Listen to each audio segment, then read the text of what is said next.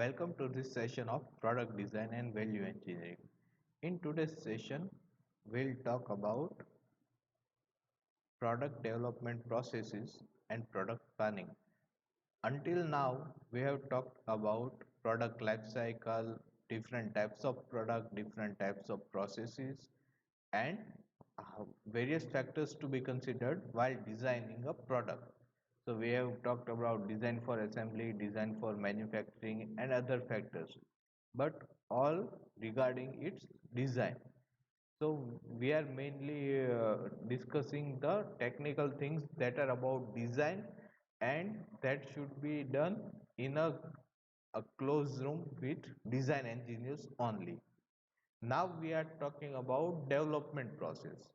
So design is a small part of development process as we have already discussed.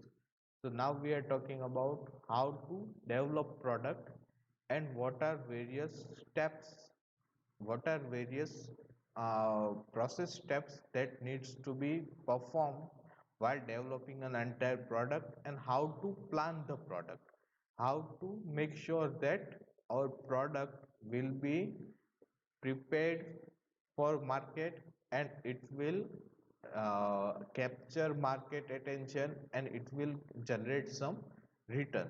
So these factors will be discussed now on forward.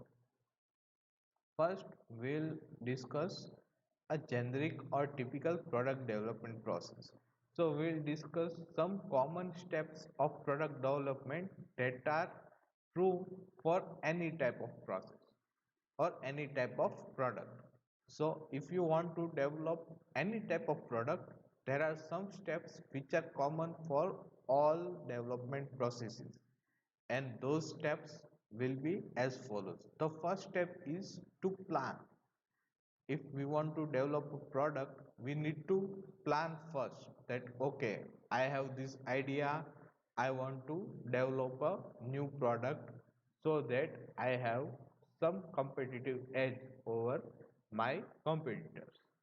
Then after the planning is done, after you have this idea that I want to solve this problem of a customer which is there in the market and no one is addressing them.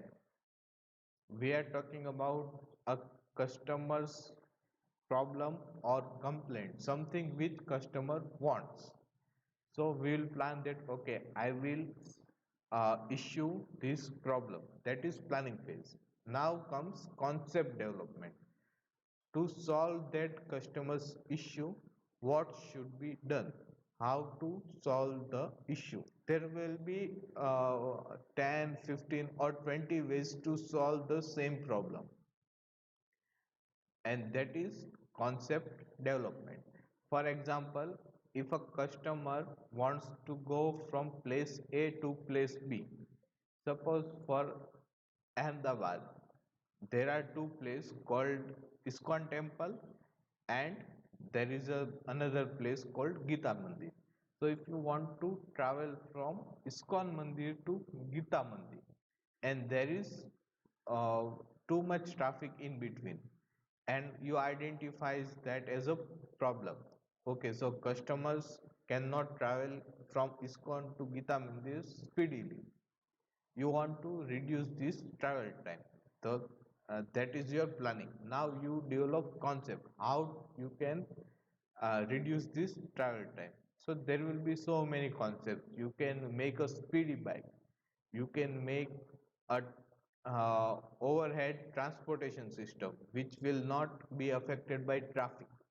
You can make a special road which addresses that route only, or you can use BRTS system which is not affected by traffic. There are so many concepts.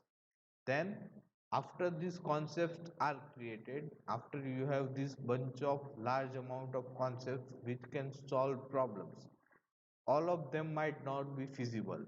So you select a concept from all those and then you prepare a system level design. Now system level design is a overview of a design we can say system level design is an idea uh, of how your product will work. It will just address the issues of how to get the functions done. Once the system level design is prepared and you have an overview of product, then you manufacture or make a detailed design.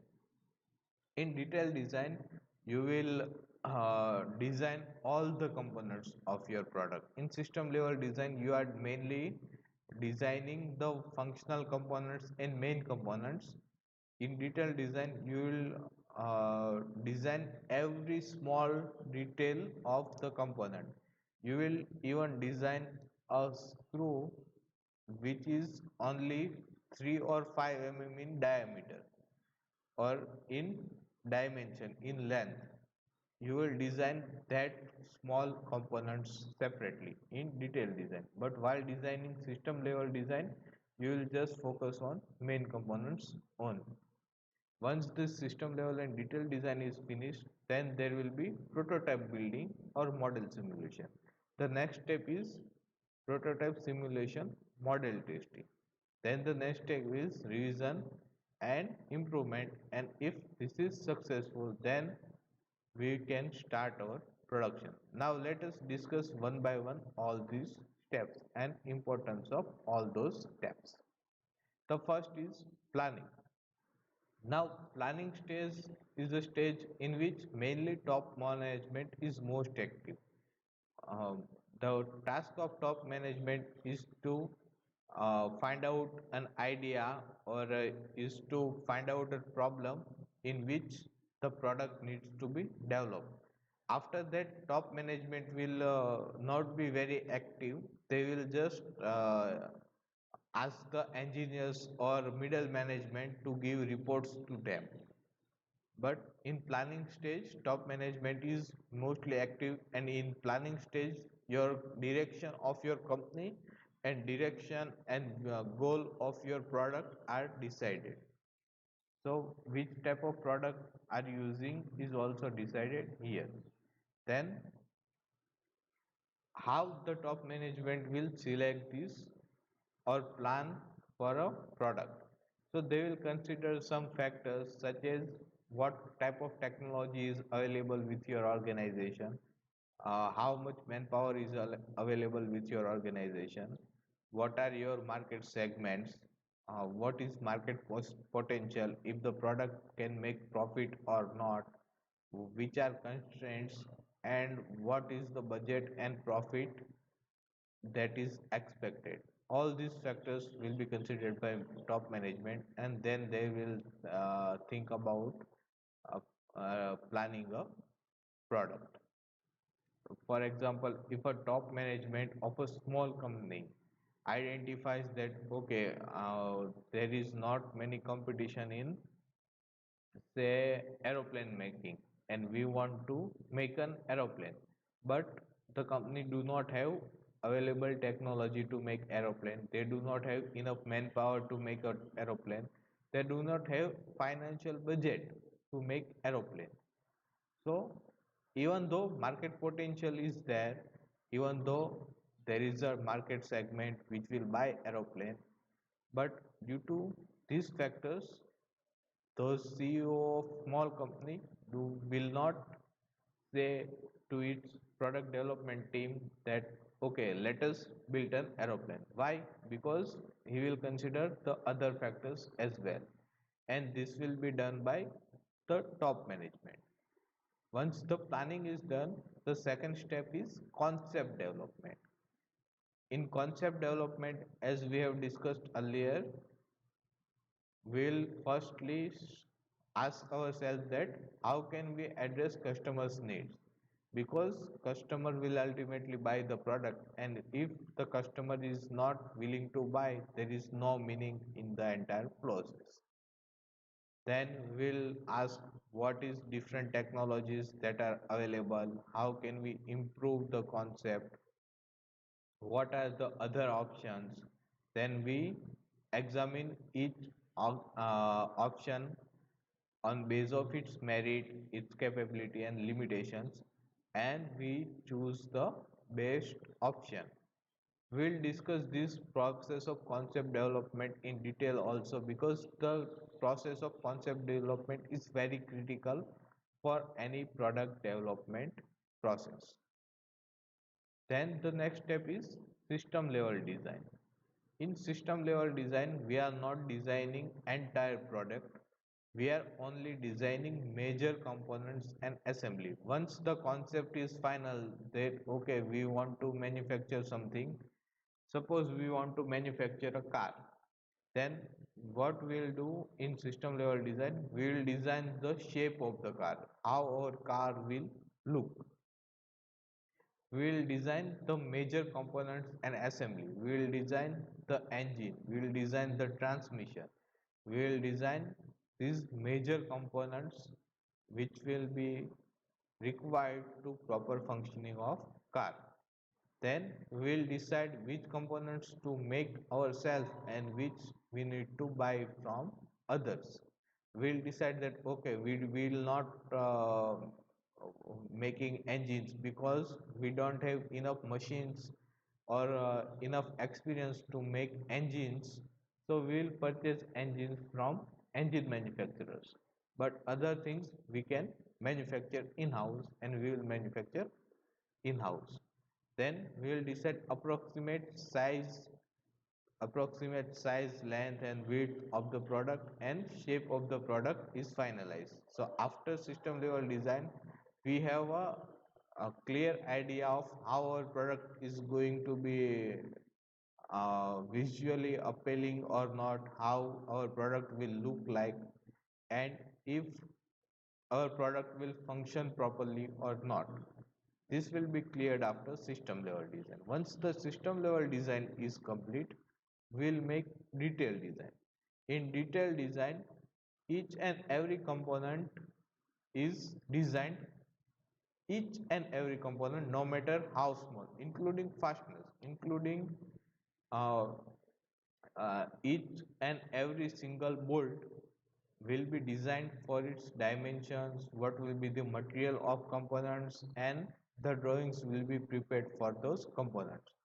So continuing with our example of car, in system level design we have just designed the layout and major components, but in detailed design we will design every single component of it, and we will analyze every single component for its dimension and its material. We will decide which tires, which ribs, even which bolt, which fasten the tires are to be used.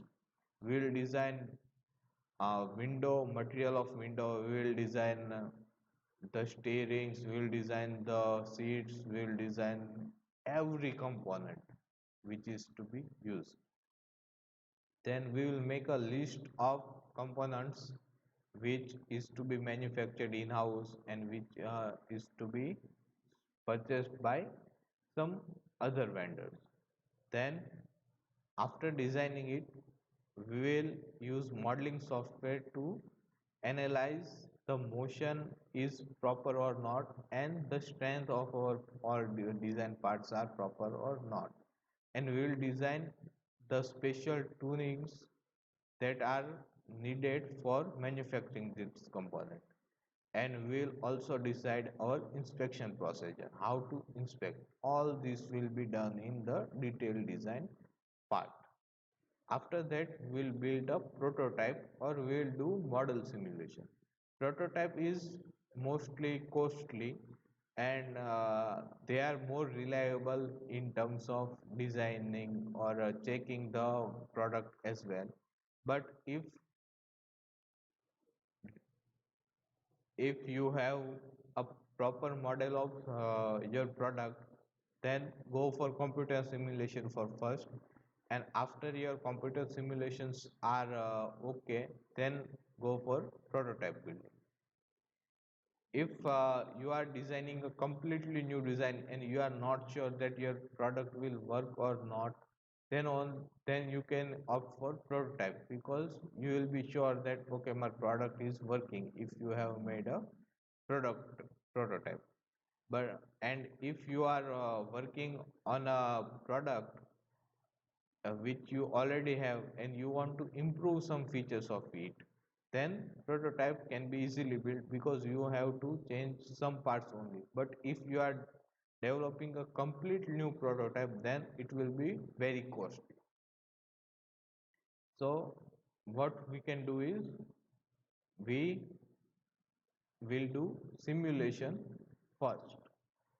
If our simulation works properly, then we will build prototype.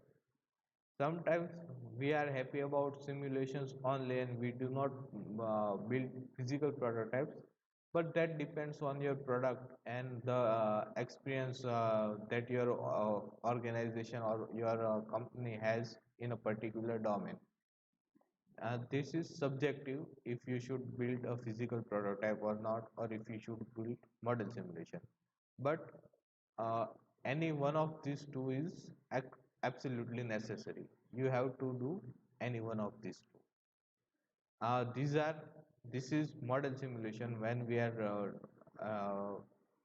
simulating using computer software, and this is example of physical prototype. Physical prototype can be functional or non-functional.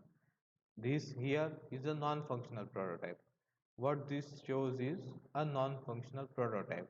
If you are designing a remote control, then you are just checking for its aesthetic.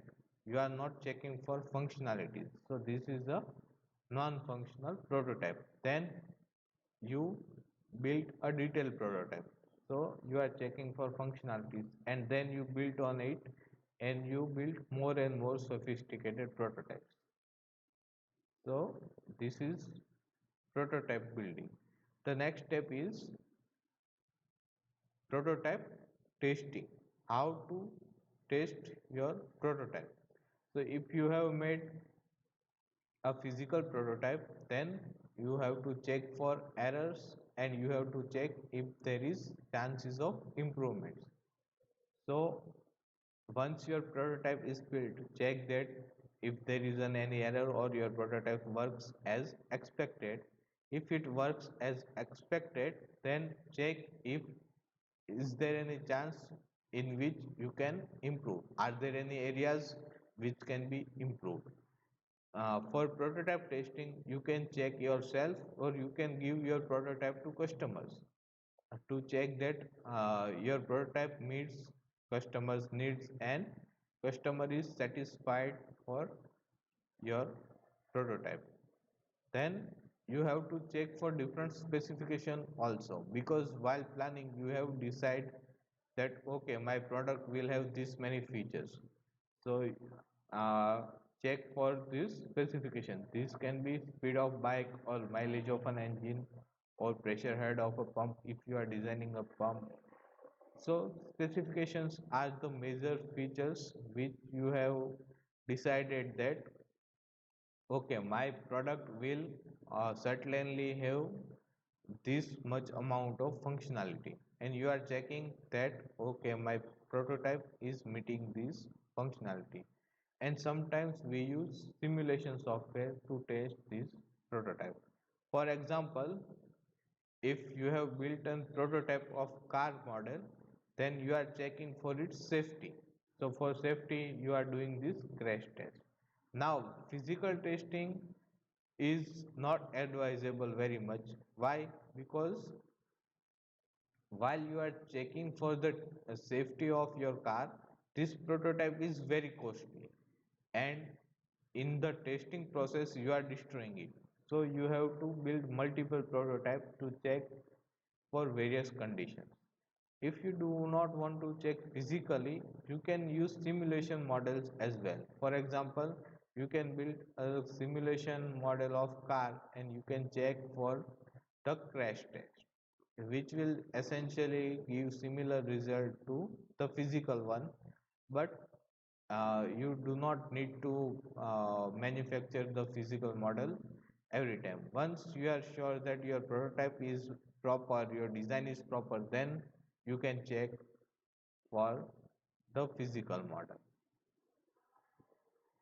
After testing, you check for revision and improvement. If your prototype does not work or function as expected, then there will be revisions. You uh, again do some work on your design and you make some revisions, or you check for improvements. If you are not satisfied with your product, you think about, okay, how can I improve it more, and you build a next iteration, you build the second design, you check again, and if you still feel that there is chance of improvements, you again go back and you again make some improvements. Why it is required? Because no one can make a new product in one shot. It is very rare. It is so rare that people think it is almost impossible to make a perfect new product in one shot. Why? Because there will be, while in designing process we see that there are so many considerations, there are so many steps, there are so many uncertainties in the process. So there will be misinterpretations of customers need, customer wanted something else, we build something else. This will be there sometimes. Sometimes there will be misinterpretations between departments. The production department said that, okay, we will not be able to manufacture this part, but someone thought that uh, though we will not be able to manufacture the part, it can be brought out, some other company will manufacture it and we can buy for Grab. But the case may be that no one can manufacture. So these are example of misinterpretations. Sometimes there will be overestimations. What will happen that we think that strength of the material is 100 megapascal, but the actual strength might be only 90 megapascal. So it is overestimation. Sometimes there will be underestimations. Sometimes we underestimate things. Sometimes after building the product, we feel that we are not achieving all the target specifications. Suppose we are designing a bike and we thought that we will achieve maximum speed of 140 kilometer per hour. But after testing, we came to know that we are going only up to 120 kilometer per hour. So we have not achieved our target specification and we need to revise the design. And the process is repeated 3 or 4 times to make our product design perfect. For example, if you want to build a very uh, futuristic bicycle which is very stylish, very elegant in design, and you have came up with a design like this. So this is a design of bicycle which looks very elegant, very stylish and very futuristic. This is not like a normal bicycle design. So this is the design that you have came up with.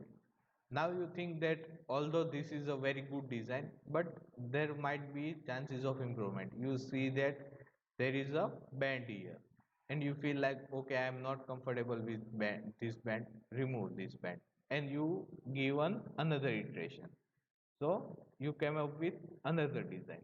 Now you think that, okay, although this band is gone, there is some this is also very good, very great design, very stylish, very elegant, but you still need feels that we can still improve, because here it feels a little unpleasant to eyes. Also this does not feel very elegant while seeing it, and you think that, okay, I can still improve it, and you come up with another design, and you come up with a design something like this.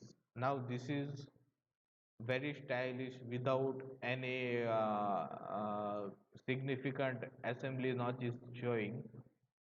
So uh, and you are happy with this design.